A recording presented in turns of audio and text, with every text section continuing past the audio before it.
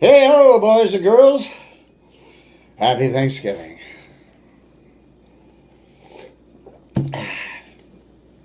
My paranoia entered its prime in my tortured collaboration with the Monkey Wrench Theater Company, about whom I'll be saying nothing true, so as to protect the now innocent guilty.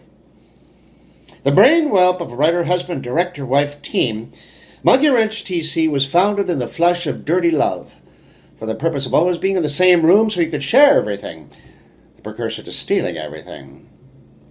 Monkey Wrench did the plays of C.J. Hopkins, author of such hesitant classics as Horse Country and Texas Radio, titles in which were subsonically embedded what my spastic focus became convinced was at the heart of the company, namely, character infiltration through mind control, posing as liberationist theatric.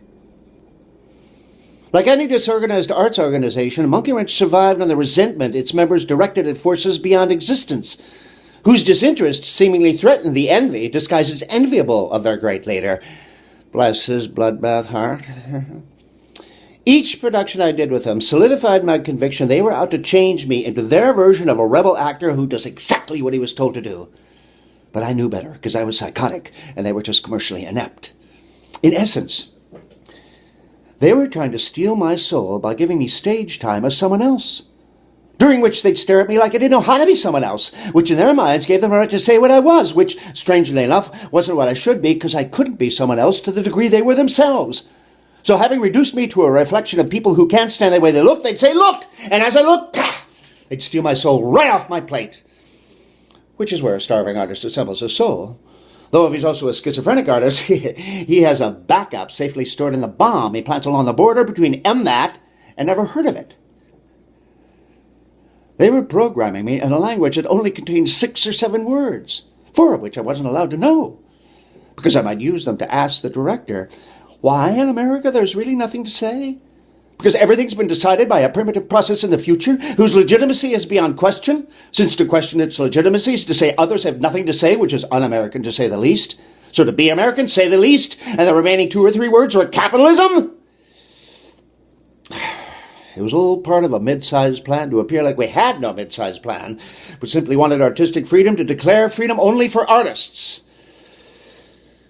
So now that there's a car by that name, those of us with shit credit must resort to artistic fuming, which is less fun and harder on the vagus nerve.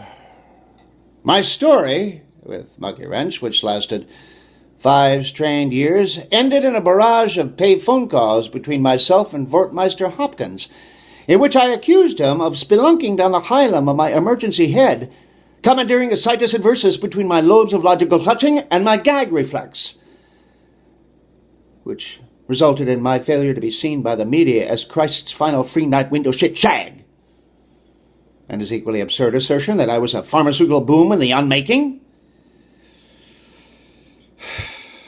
Sure, it was all my fault, though I was good enough to share the wealth. Another drink would have me believe. So I guess I'll have another drink. Here's to another auspicious collaboration scrapyarded under its own auspices. Shut up, Timothy.